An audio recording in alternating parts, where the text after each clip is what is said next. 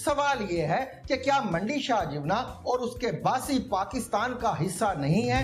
क्या सन 2000 से काबजीन को मालकाना हकूक देना और सन 47 से कच्ची आबादियों में मुकीम नादार अफराद को इस फैसले से अलग कर देना इंसाफ है?